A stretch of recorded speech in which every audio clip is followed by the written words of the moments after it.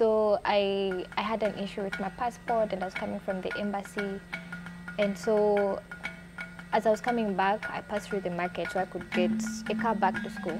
Okay. And two men came up to me, What smiling. market exactly? Makola. Makola, okay. That place. So two men came to me, smiling. One is this side, the other is this side. You know, we're talking, everything is nice. Where are you going? I'm like, I'm going to Berikusu. And they're like, oh, we are going the same direction. Which church do you go to? I tell them. They're like, oh, we are in the same. Oh my goodness, like we're just connecting. Everything was going so well. Wow. And in my heart, I was like, oh, like I've met people who are coming from work, just genuine men who are going back to their homes, you know. And at that moment, we were like walking towards the bus station. So I had my bag, like my hustle bag, with me, and then a plastic bag. The next thing I realized, I'm standing somewhere else with a 50 pesos in my hands. I don't know how I got to that place. I don't know where I got the 50 pesos from, but I know that I did not have everything that I had on me. So from my hustle bag, I had like my passport in there, my phone, my ATM, everything you could think of.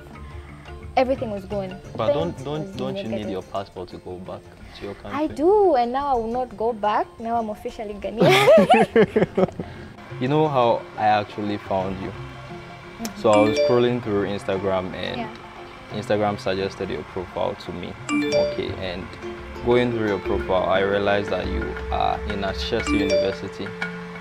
And I also realized something else, that you are not a Ghanaian. Okay. And as someone who interviews people moving to the country, I decided to reach out to you and see if we can have a time together.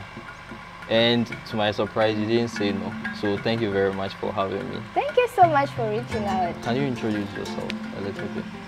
Yeah, so my name is Rebecca Eliezer. I am a student currently in Ashesi University. I study business administration. I am in my 3rd year. And I come from Malawi. You come from Malawi? Yeah. Where is Malawi?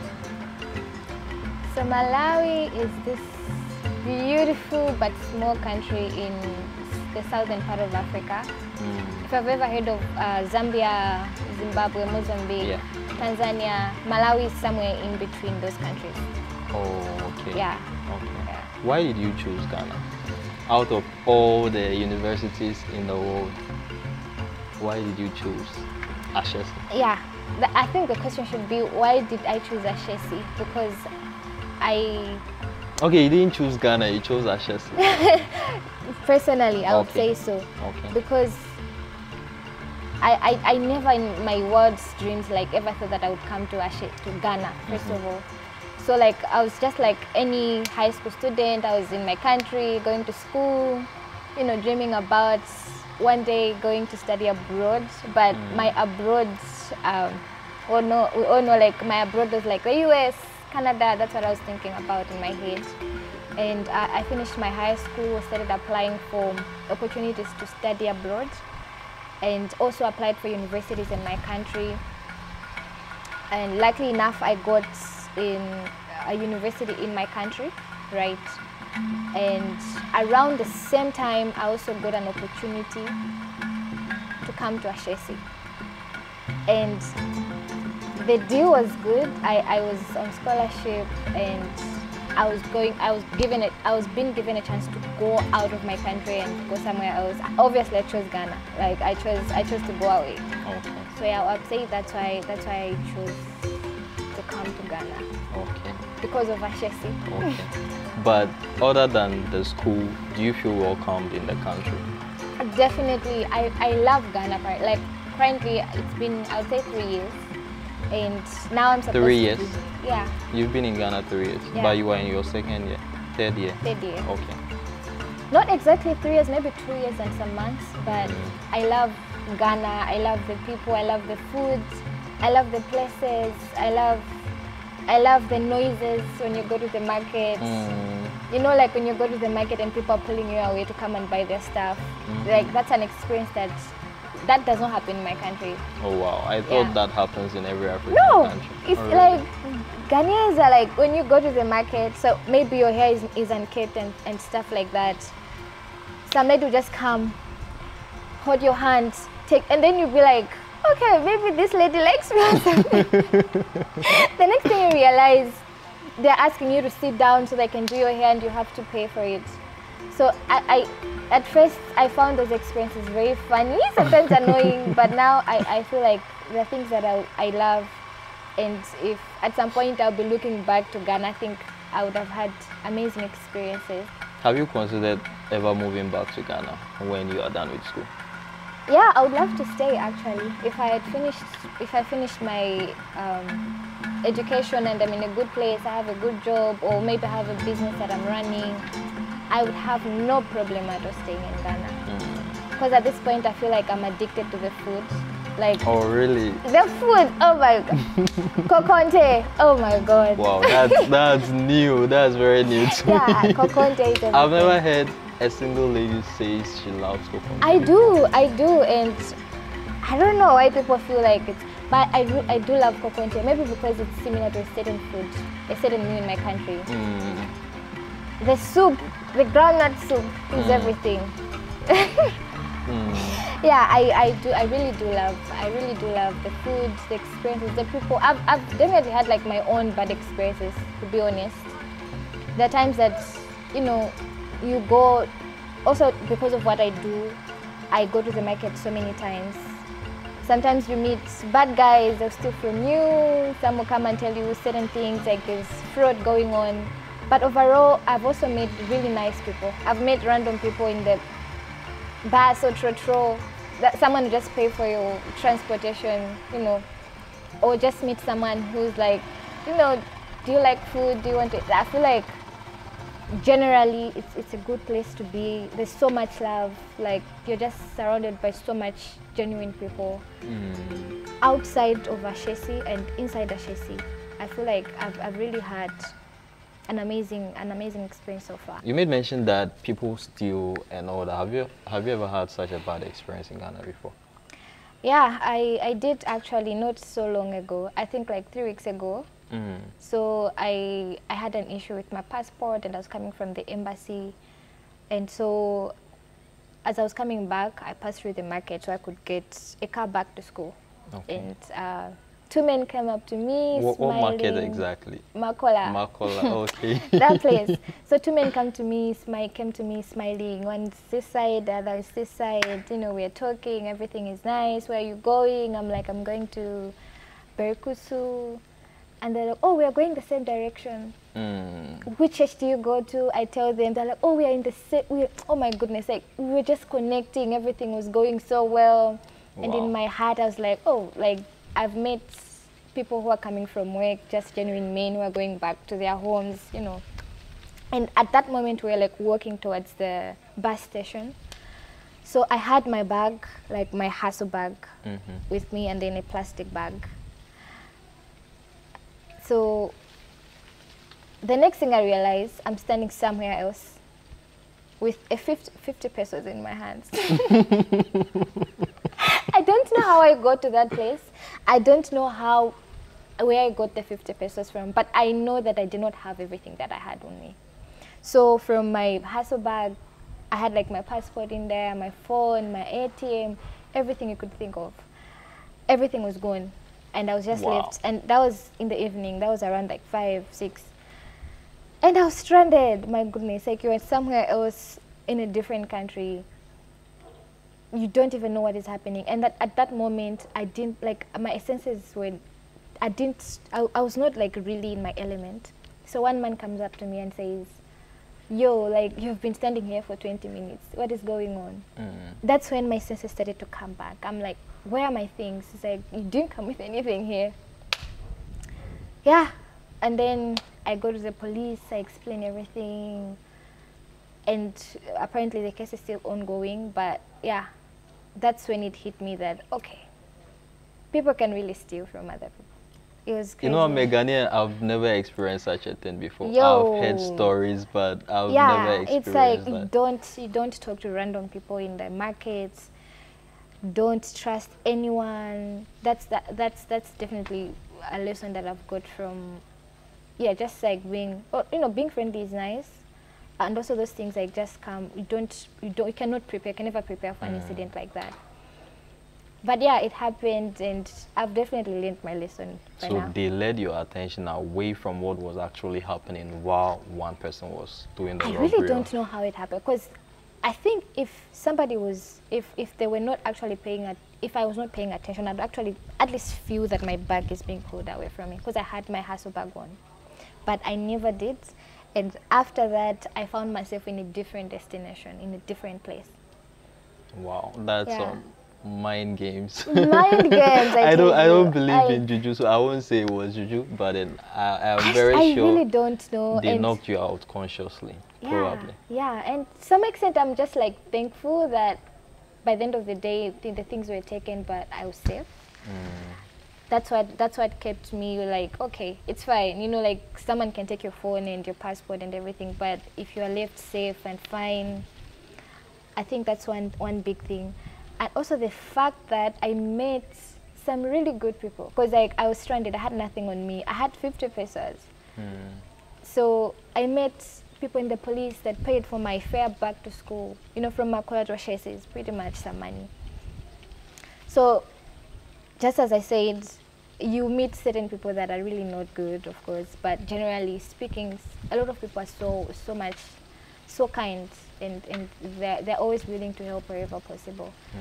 And yeah, from there, a group of very supportive friends, people borrowed me a phone. I really did not feel like I'm missing something. Officials from my school, everybody was just there for me. So I would say that happened. But don't you need your passport to go back to your country? I do, and now I will not go back. Now I'm officially Ghanaian. Now I'm officially Ghanaian, but yeah, I'm just. When were you supposed to go back? This week actually. You were supposed to go back this week. Yeah, I just like to think that it's something that is leading to something that is better. Because I also don't think that staying in Ghana is a bad thing as well. So, yeah. So what happens is every vacation, whenever you finish your exams, you go back to Malawi? Yeah, after a year, after an academic year, you go back home. That's part of like my scholarship terms. Okay. So you go back as an international student back home for 3 months to do an internship, maybe to contribute to your community service, and that's just basically the aim, so that like if you are being given so much, you can also go back home and give. Okay. And then you get to come back to school. That's usually how it is. Yeah, is it a scholarship that is accessible to the youth today? Yeah, actually people should apply to, it's called MasterCard Scholarship. What? MasterCard Scholarship. MasterCard Scholarship. Yeah. Okay. And it's very accessible to everybody, pretty much everyone in Africa, everyone in Ghana, every student who feel like they are qualified and would like to, pursue their education, but maybe don't have the financial support.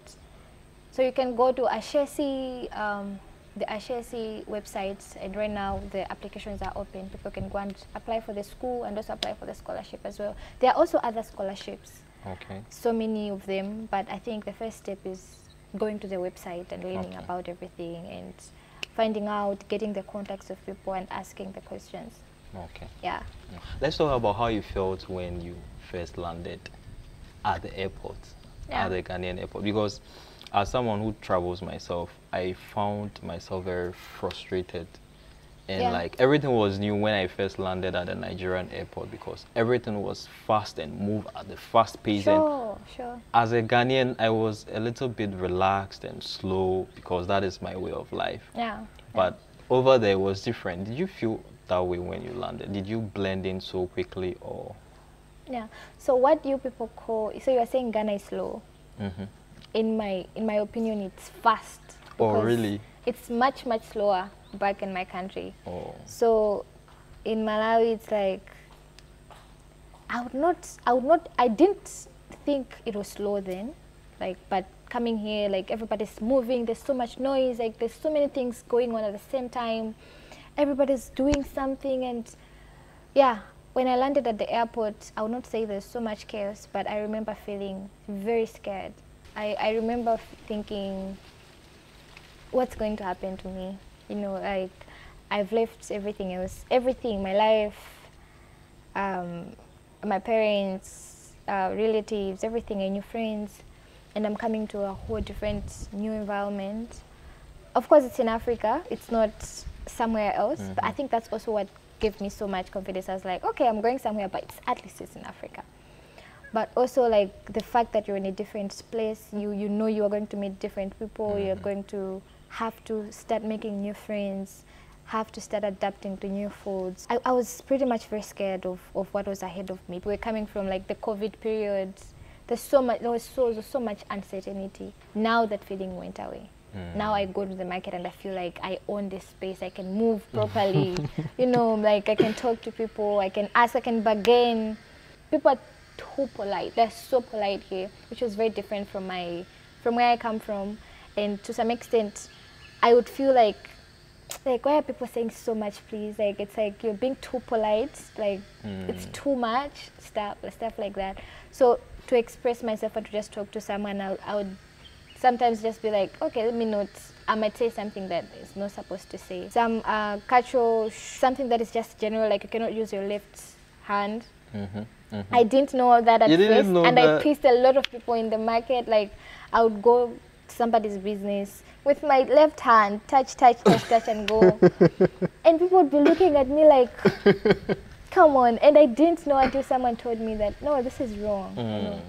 So there was so much, there's so much things that I just was doing. Or sometimes you actually know that, okay, this is not right. Unless I'm talking to an elder and like I'm being unconsciously. So, but right now I would say that I'm very attentive and very intentional about what I'm saying. Do you find any similarities between the Ghanaian culture and the Malawian culture, right? Yeah, so many similarities actually, because like we are all Africans. I would also like just want to say that I never felt like out of place, because like the people that were there, if I'm in a crowded space, everybody's black and people look similar from what I'm used to. So that was not an alien thing, but similarities, just the warmness that you get when you are with people, like people maybe that they just don't even know you, just like a group of women, they're like, how are you, how is everything? That's how we are also in my country. So much warmness and love, and people just like welcoming you. The food not so much, but pretty much the weather, just the way people treat other people. Do you also have people interfere in your businesses? Like, for example, here in Ghana, if I have a neighbor and I'm going out, my neighbor expects me to tell him or her that, oh, I'm going out, I'll be coming back at this time. That's an African thing. I think that happens everywhere. Like, I think that's part of like, because Africans are like, we are so communal. Like, we are used, as I said, like there's so much love and kindness, and also there's also like a negative part of it, that people are going to be in your business all the time. You know, like a girl like me, you're coming back from home, they're like, where did she go? Like everyone is asking, why didn't you come and say bye to me? Why didn't you come and say hi? Why are you wearing that? You should, you know, like there's so much opinions around you because you have a bigger community and everybody possibly cares for you. Have you been having guys coming up to you and trying to move to you and all of that? I mean, that's a normal thing, I guess. If you're a girl, I don't care how you look like. I think that's a normal thing that boys definitely are going to come and be like, hi. And yeah, I think for me, as long as you don't have any kind of malicious intent, I think we're good. Yeah. Just I think I used to feel very stressed out with certain things, but now because I just was like, okay, this is the way of life here, and I have to be like, for example, as I said, in the market, someone comes up to you, holds your hand, takes you? Someone took me very far, and I was just following him. And I lost track of where I was going. I just didn't know what was happening. So like, I got so annoyed and frustrated. I was scared that time. But now I know that they're just people who are trying to sell and, you know, make money as well. So now I know if they're like, yeah, come this way, I'm like, okay, it's fine, I'm not coming. Apart from that, with the weather sometimes can be really like, what do you call there's a season where like you break out, like your skin, Hamatan, oh my God. You feel like the oil does not even like sit on your skin, yeah. I also found it so hard to like get used to the food, the pepe that is, I used to feel everything was so hot for me, like because of the pepe that they put inside.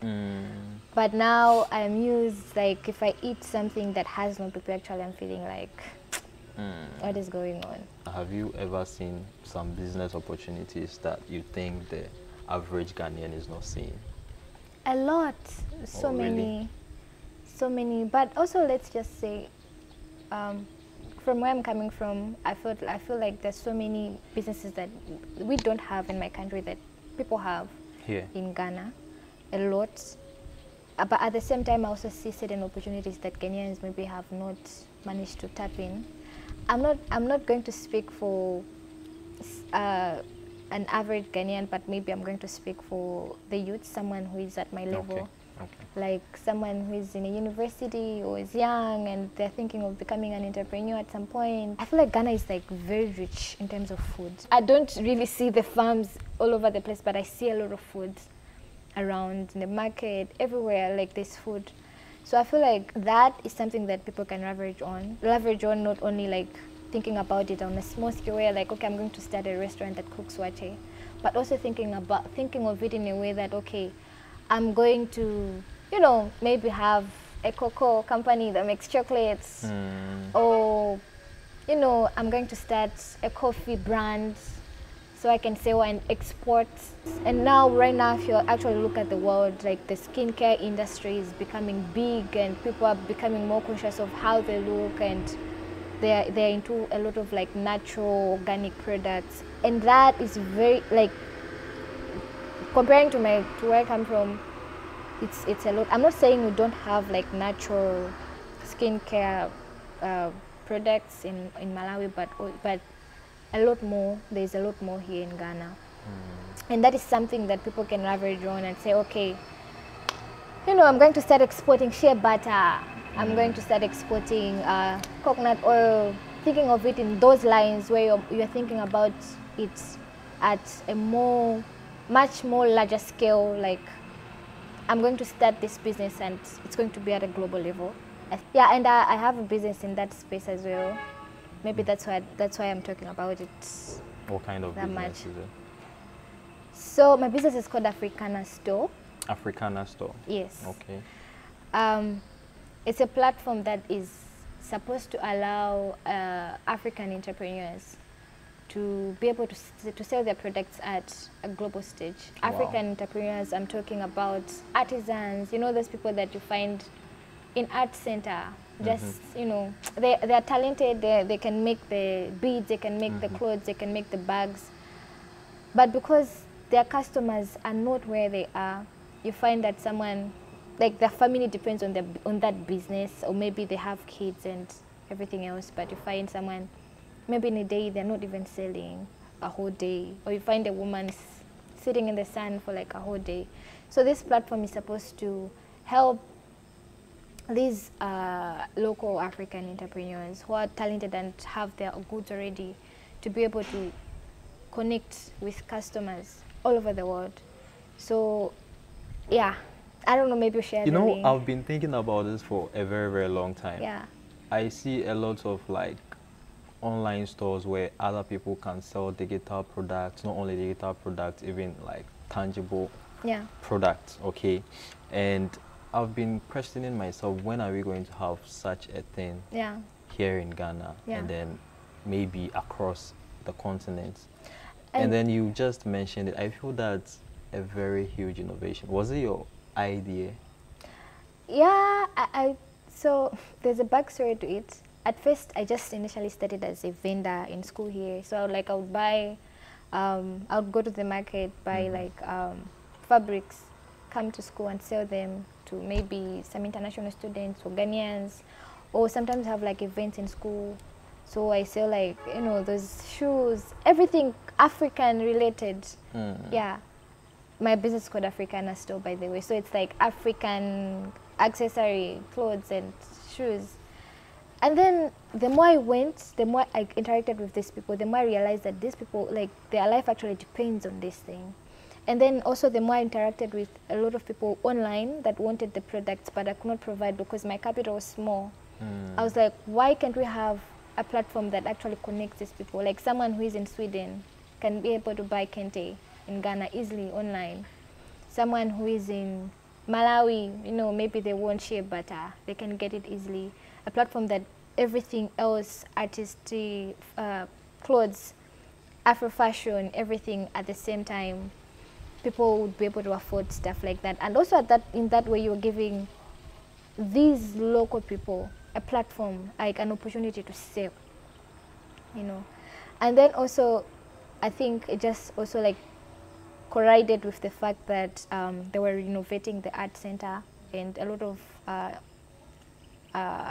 entrepreneurs were told to move and go somewhere else, and that disrupted the whole idea, because by the end of the day, if your business, your family business has been operating maybe for the past 20 years in art center, and now you have to move, I think, you know, everything else, whatever you knew, would be disrupted. Exactly. And if you don't have an online platform, which these days people are leveraging in a lot, you really like cannot sell. Yeah. I feel it's a huge innovation and you need a lot of support. And It even is. all the support you can get to make it So the big. platform is there, but then the problem now is I go around trying to, you know, like talk to the entrepreneurs and local, but it's so hard because people don't really understand what you're doing, and to actually convince people that, you know, you're not paying for this platform. All you need is to sign up and upload your products so that someone somewhere can buy, you know.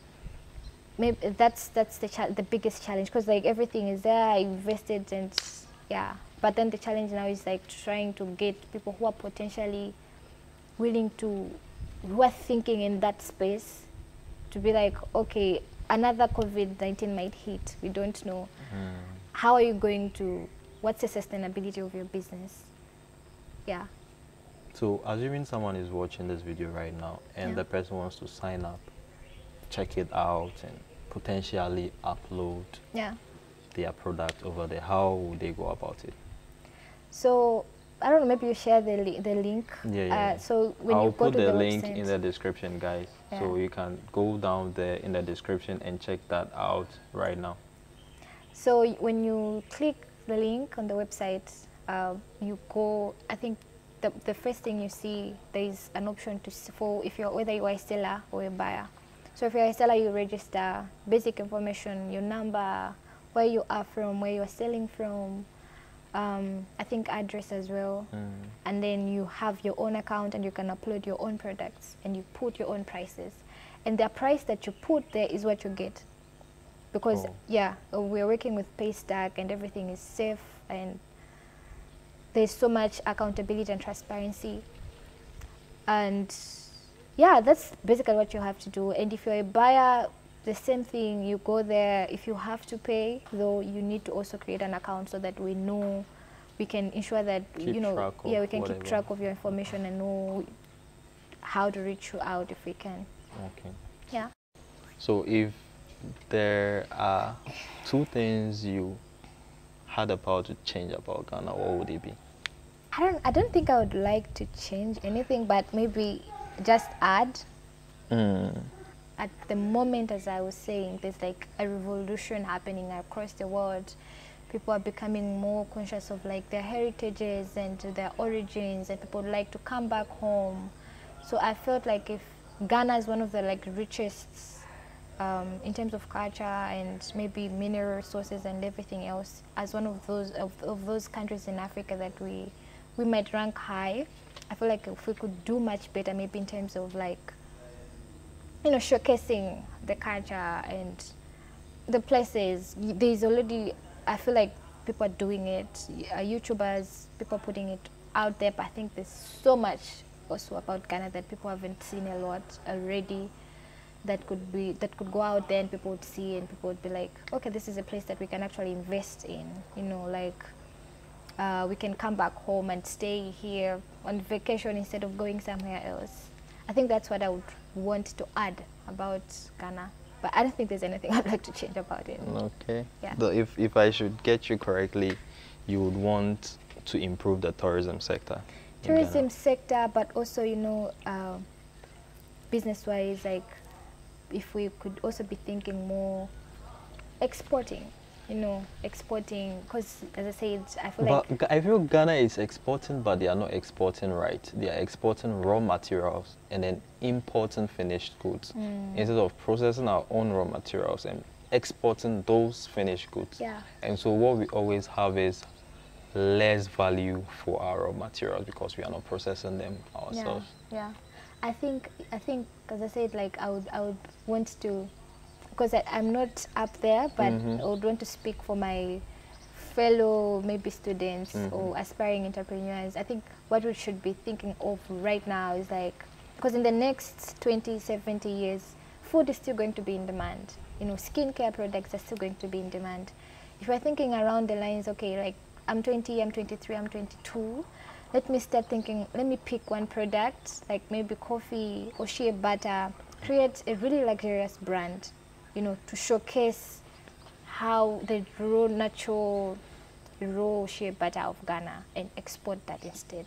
If you have someone in your country, a youth in Malawi watching this, what advice would you give? It shouldn't even only be a student wanting to come and study in Ghana, but anyone. Views on moving outside their country, exploring other places. What kind of advice would you give to such a person? It's very good. I feel like I personally have grown so much since I came to Ghana.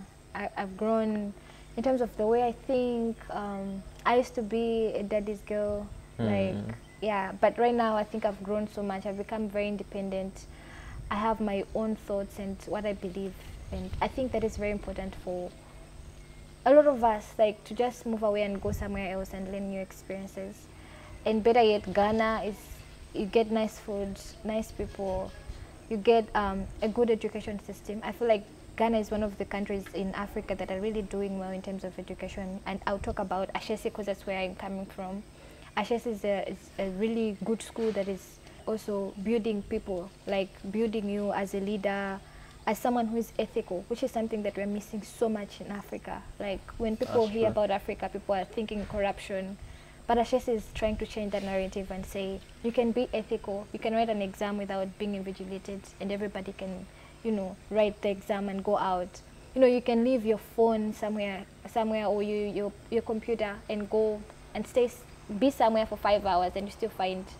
You made mention of something that is very interesting to me, because where I'm coming from, we have a very tight invigilation whenever we are writing exams. Yeah. And so mentioning that Ashesi is trying to build a system where you can write exams without invigilation, Yeah. that is very new to me. Yeah. Have you guys ever tried that? Oh, we actually do that. It's a system. So, as I said, like Ashesi is trying to build, one of the main goals of Ashesi is not also just building people academically, but building ethical leaders in Africa, ethical entrepreneurial leaders in Africa. People who are thinking, of course, in an entrepreneurial, but also that are ethical, and that is very new if you have an experience in Africa. And so, in attempts to do that, there's so many things that this environment allows you to do in order to become that person. Your 4 years in Ashesi, you can, here in school, you can leave your phone somewhere in the restaurant and find it after 6 hours. You find it there. Or if someone who have emailed the school that someone left their phone somewhere. So you are such in a safe space where you are encouraged to be very honest about things, you know, be very honest, transparent, accountable, be your brothers and friends keeper. And also, talking about the invigilation, it's called honors code. So every student when they come to Ashesi, I think after 1 year you sign an honors code where you say, I am pledging to, you know, be my own keeper, but also be my brother's keeper. So if you are doing something wrong, I can say that you're doing something wrong without feeling guilt, right? But also making sure that I'm doing the right thing. So that is what has allowed people to write exams. You don't get invigilated here. So you go in an exam room, you do your exam, and everybody comes out without cheating, because you know if I cheat, someone is going to snitch. And it's not snitching because they're telling the truth. And so you also know that, you know, by the end of the day, even if I failed, this is my own work. And if I pass, then I'm very smart. How am I feeling that I made the wrong choice for school? No, I think that's actually something that a lot of us should put in practice. Not only even in school systems, but even at home. You know, teaching your kids to be their own, to do the right thing, whether someone is watching. Personal responsibility. Whether someone is watching or not, to just be able to, yeah. Integrity. Yeah, integrity. That's a good word. So Rebecca, I enjoyed our chat so much. Okay. So guys, we've come to the end of today's video. I want you to share your thoughts on whatever Rebecca said today. The things that caught your attention, go down there in the comment section and then just comment them down below for me to go through. And please do all to share the video to as many people as possible so that they can also hear. All right, so that's it for today, guys, and I'll see you in the next one. Bye.